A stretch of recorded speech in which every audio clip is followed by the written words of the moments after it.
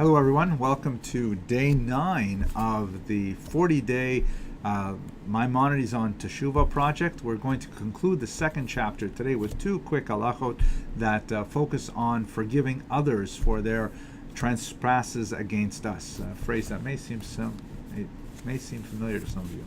But anyway, here we go. Halacha 2.10.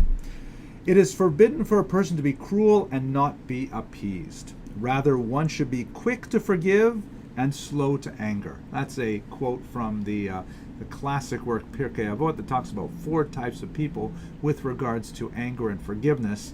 The best being those who are slow to anger and quick to forgive, what Maimonides quotes here. The worst being those who are quick to anger and slow to forgive. And then the 2 middle cases, slow to anger, slow to forgive, quick to anger, quick to forgive. Both of those have different types of problems. So the best situation is to be slow to anger and quick to forgive. When the sinner asks him for forgiveness, he should forgive him with a full heart and a generous spirit. Even if the sinner seriously aggrieved and harmed him, he should not take vengeance nor bear a grudge.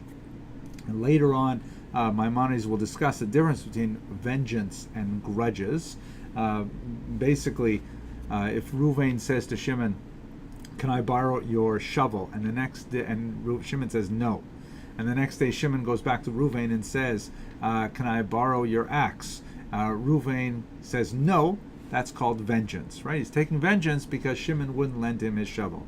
On the other hand, if Ruvain says, "Oh, sure, go ahead, take my axe. I'm not like you. I lend my things to my friends," right? That's called bearing a grudge. Even though you follow through with the request, nevertheless, you hold something back to kind of, needle your opponent or friend. This is the way of the seed of Israel, and their hearts are true. Other nations of uncircumcised hearts, meaning of unrefined people, are not like this. Rather, they preserve their anger forever. This is what is said of the Givonim, one of the biblical nations described in, I believe it's the book of Joshua, who would not forgive nor be appeased. And the Givonim were not of the Jewish people. Meaning that's not a Jewish characteristic. A Jewish characteristic is ideally to be someone who forgives transgressions. Okay.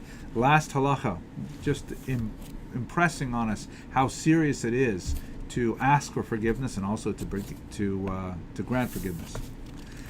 If a person wrongs someone who died before the sinner could ask for forgiveness, he should bring 10 men to his grave and say before them, "I sinned before the Lord God of Israel and this person through this wrongful act." If the sinner owes money to the deceased, he should pay it to his inheritors. If he does not know who they are, he should leave it with the Jewish court and confess. So in other words, just seeing how crucial and how important it is to ask for forgiveness before we go, especially into these days of judgment, the 10 days of Teshuvah, concluding with Yom Kippur. We have to ask for forgiveness, brother, even from those who are deceased.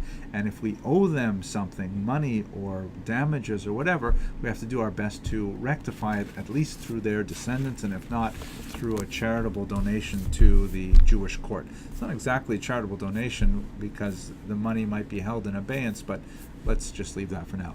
Anyways, that concludes chapter 2. We'll begin shortly with chapter 3, an amazing, earth-shattering chapter that really impresses upon us how Maimonides feels that we have the potential to change the world. Thank you very much for listening.